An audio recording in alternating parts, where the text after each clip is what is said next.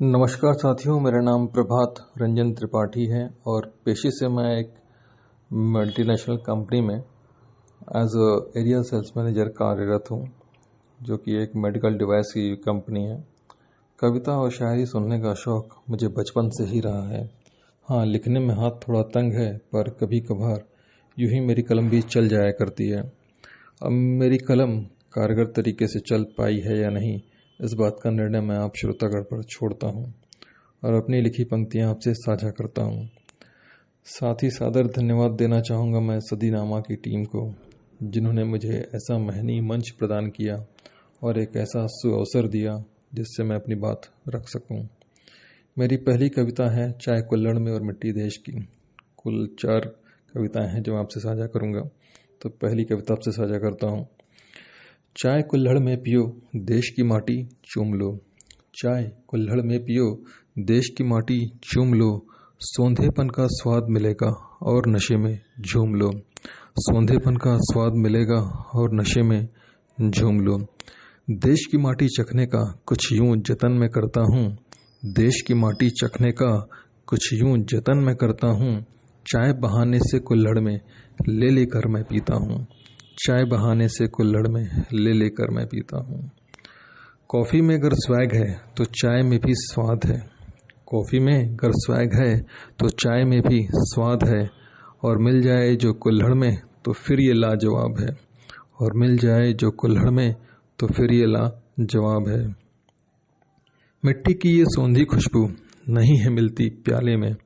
मिट्टी की ये सौंधी खुशबू नहीं है मिलती प्याले में।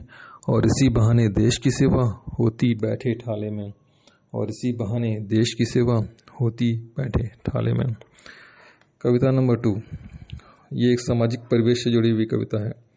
जहाँ भी परिवार बड़े होते हैं वहाँ एक अंतराल के बाद बंटवारे की नौबत आ ही जाती है। ये पंक्तियाँ इस संदर्भ में कितनी प्रासंगिक हैं, इन्हें सुनकर आप तय कीजिए। जो लिखा है वो कुछ यूँ है कि जिस फसाद को कल होना है उसका अभी निपटारा कर दो। जिस फसाद को कल होना है उसका भी निपटारा कर दो। घर की बहुएं बोली माजी, घर का अभी बंटवारा कर दो। घर की बहुएं बोली माजी, घर का अभी बंटवारा कर दो। किस कमरे की सफाई रखें और किस कमरे को सजाएं हम। किस कमरे की सफाई रखें और किस कमरे को सजाएं हम। कौन यहाँ है हमारा अपना जिनकी रसोई बनाएं हम। कौन यहाँ है हमारा अपना जिनकी रसोई बनाए हम।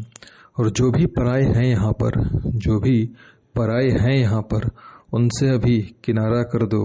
घर की बहुएं बोली माजी, घर का अभी बंटवारा कर दो। घर की बहुएं बोली माजी, घर का अभी बंटवारा कर दो। अब एक कोरोना को चुनौती देते हुए पंक्तियाँ मेरी। कोरोना ने बहुत ज़्यादा हमें आहत किया, तो बहुत ज़्यादा तबाही मचा ली थी। तो उसमें उसको चुनौती देते हुए मैंने और न डरने की एक 4 लाइनों से चुनौतियाँ उसको दी हैं मैंने। उसमें लिखा था कि सुन बे कोरोना कायर जात, छिपकर क्यों करता तू घात। सुन बे कोरोना कायर जात, छिपकर क्यों करता तू घात। हिम्मत है तो सामने आकर कर ले हमसे 2-2 हाथ। हिम्मत है तो सामने आकर कर ले हमसे 2-2 हाथ। तबाही चाहे जितनी मचा तू, तबाही चाहे जितनी मचा तू, हम न तुझसे डरने वाले। और जो तू है असुरों का रूप तो हम काली को पूजने वाले। जो तू है असुरों का रूप तो हम काली को पूजने वाले। थोड़ा उधम अभी और मचा ले, थोड़ा उधम अभी और मचा ले। थोड़ा कहर और बरपा ले।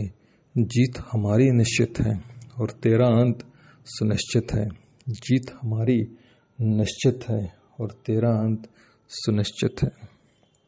अगली कविता का शीर्षक है ऑक्सीजन।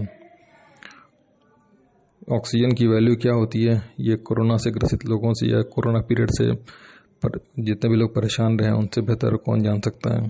तो उस पर लिखा था कि जब से तुमको जाना मैंने मोल तभी पहचाना मैंने।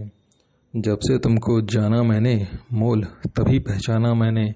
ज़रा भी दूरी सह ना पाऊँ तुम मेरी हो माना मैंने। जब से तुमको जाना मैंने। खुद को रख लूँ तुमसे दूर मेरे बस की बात नहीं।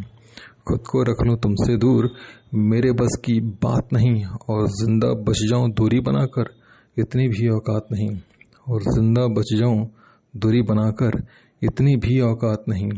जीने का आधार हो तुम, जीने का आधार हो तुम, कुछ भी हो स्वीकार हो तुम, और जीवन मृत्यु के बीच खड़ी मानो कोई दीवार हो तुम, और जीवन मृत्यु के बीच खड़ी मानो कोई दीवार हो तुम।